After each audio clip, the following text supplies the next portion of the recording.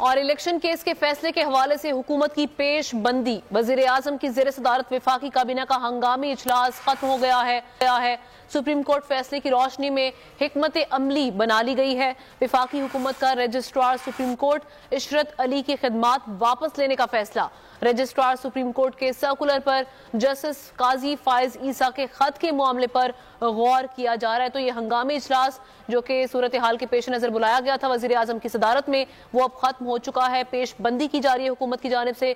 कल का जो फैसला आने वाला है सुप्रीम कोर्ट की जानिब से इलेक्शन इल्तवा केस के हवाले से, इस हवाले से आपको बताएं कि वफाकी हुकूमत ने registrar supreme court Ishrat Ali की खिदमात वापस लेने का फैसला किया है। रजिस्ट्रार सुप्रीम कोर्ट के सर्कुलर पर जस्टिस काजी फायज ईसा के खत के मामले पर गौर किया जा रहा है। एक अहम इजलास अभी जो इख्तिताम पजीर हो चुका है। हंगामी इजलास बुलाया गया था वजीर आजम शहबाज शरीफ की सदारत में, और मौजूदा जो सूरत हाल है, कल एक अहम फैसला आने वाला है। इसी सूरत हाल के पेश नज़र वजीर आजम शहबाज शरीफ का जो हंगामी इजलास था वो अब खत्म हो चुका है। वजीर आजम की ज़ेर सदारत वफाकी काबीना के इस हंगामी इजलास में सुप्रीम कोर्ट फैसले की रोशनी में जो हिकमत अमली है हुकूमत की जानिब से, उस पर बातचीत की गई। हमारे नुमाइंदे हमारे साथ मौजूद हैं, उनसे बात करते हैं। इरफान चौधरी हमारे साथ होंगे।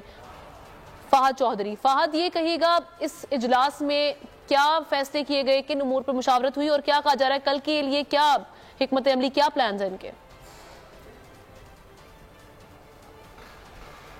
किसी इजलास से बुलाया गया था वज़ीर आज़म शहबाज शरीफ की ज़ेर सदारत। इस इजलास में सुप्रीम कोर्ट में जो इंतखाबात से मुतालिक केस ज़ेर समाअत है जिसका फैसला आज महफूज हुआ, उस पर गौर किया गया।